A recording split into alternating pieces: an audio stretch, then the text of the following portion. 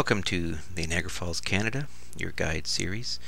I thought I'd make a second introduction video, just kind of an overview of the highlights of what you're going to see in and around Niagara Falls, not just the falls but also the general area. I will have separate videos for each one of these sections I'm going to talk about, so don't be alarmed if I'm going a little quick. So let me get started. Niagara Falls is located on the Niagara Peninsula in between Lake Erie and Lake Ontario on the Niagara River. You can check my video on travel, weather, currency for more detail on how to get here and bridges and whatnot. Let me zoom in a bit here. But I'm actually going to start down to the south here in Fort Erie, and I'm kind of going to work my way north and then whip over here and get some more details. So I'm actually going to start down here in Fort Erie. It's about half an hour, 40 minutes south of Niagara Falls. You can take the highway if you like to get there, the QEW, the Queen Elizabeth Way. That's this thick orange line. I recommend taking the Niagara Parkway. I'll get into more detail on that in a separate video as well as in here. So in Fort Erie, you actually have a fort from the War of 1812. There's also a sister similar one called Fort George in Niagara on the Lake. I'd say you probably want to do one of those, but you don't have to do both. There's also a racetrack, horse racing track in Fort Erie. There's talk about it closing, so be sure to check the link in the description and make sure it's still around for those that like horse racing. And there's also the Friendship Festival that takes place kind of downtown Fort Erie around the July 1st to the 4th time frame, celebrating our friendship with the U.S. So if you happen to be here around that time frame, you might want to head down there. It's a big street party. I should mention that's the bridge they're crossing from U.S. to Canada.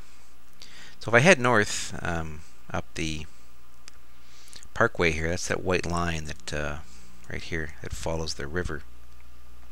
Very nice scenic drive along the Niagara Parkway, also called River Road. I'll have a separate video on it, so don't worry if I'm going a little quick. Just zoom out a bit here for you.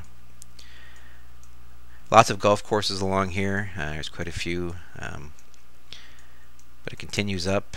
But in which way you're going, I'm actually going up. And it takes a bit of a jog here in Chippewa. Chippewa is a little suburb of Niagara Falls. Let me zoom in here. If you're heading south to Fort Erie, you'll be on the Parkway, and you'll come down here and you'll cross this little bridge, and you take Main Street up and continue. If you're coming back, it's the Parkway up. You actually go on this bridge water, it's one way, and then cross the bridge and continue. So a bit of a jog there on the Parkway, so be ready for that. And if I zoom out here, you see Marineland, very popular. I'll have a separate video for that. And you also see this little waterway coming off the Niagara River. That's the Chippewa Creek Welland River. We get a lot of our power from hydroelectric power here in Niagara Falls. And if I zoom in here a bit too, up on the side of the river here, on the side of the park, you see what look like these great big huge doors. That's where we pull water in as well, that goes underground in huge tunnels that works its way down to the dam. So we're actually siphoning off quite a lot of water that would otherwise be going over the falls. So it would be even louder and more spectacular if we weren't taking off some water for hydroelectric power. But let me continue up the Niagara Parkway here. Here we get to Niagara Falls, and I'll have separate videos for a lot of the stuff here. The Canadian Falls are down here, where my mouse is. The U.S. Falls are over here. And Clifton Hill is one of the main sections you'll probably be visiting. There's a lot of touristy stuff on there. And you can take a stroll down here. I've got separate videos. The falls one in particular, Made of the Mist, is down here. Let me zoom out a bit. There's some nice hotels along where these railroad tracks are. These railroad tracks are actually gone, so you don't have to worry about that. Some very nice hotels there with a nice view of the falls. But I'll have separate videos for all that. Victoria Avenue is also very popular. Ferry Street continues up. It turns into Lundy's Lane, which then turns into Highway 20. So it can be a little confusing. Highway 20 turns into Lundy's Lane, turns into Ferry, makes the corner, and turns into Victoria Avenue. But I'm going to continue north up River Road here. And one of the main things you come to here is the whirlpool. There's a little, as you stop here, there's a little Spanish aero car that actually goes across the whirlpool cables. You get a nice view. Or if you just want to drive around the loop, you can park up top here, and you can actually just park and go up there and view it for free. There's also some helicopter rides right where my mouse is there. If you want to go for a helicopter ride, it's up to you. Another golf course. And continue along here, right there where my mouse is. That is the Butterfly Conservatory and Botanical Garden. You definitely want to go there. The botanical gardens, you can just stroll around and check out all the lovely flowers they have there. Don't be surprised if you see some women running around in wedding dresses. A lot of pictures get taken there for weddings. The Butterfly Conservatory, they have a lot of exotic butterflies inside. You definitely want to stop there with those two. On the other side of the road, you can actually go down for a hike down into the gorge. I'll have more details on that, but you can actually go for a hike right down to the water. That's kind of worth doing. And further up here, if I zoom out a bit, you can see the hydroelectric reserve, and there's also one in the U.S. That's where that water went I mentioned earlier. It ends up in those things, and then there's dams. If I switch to the satellite view here, there's the dam on the U.S. side, and there's the dam on the Canadian side. I'll zoom in a little tighter here for you. You can park along here for free and take a bunch of pictures. It's definitely worth doing. And I'll stay on the satellite view because a little further up here, just as you get around the corner, you pass by this building. It's all covered in vine. Right here, this is the floral clock. I'll have a separate video on that. So you definitely want to stop there on your way to Niagara-on-the-Lake. Let me switch back to the map view. So yeah, that's where the floral clock is. I'll have more detail in other videos. So continuing north, you go underneath the Queenston-Lewiston Bridge here.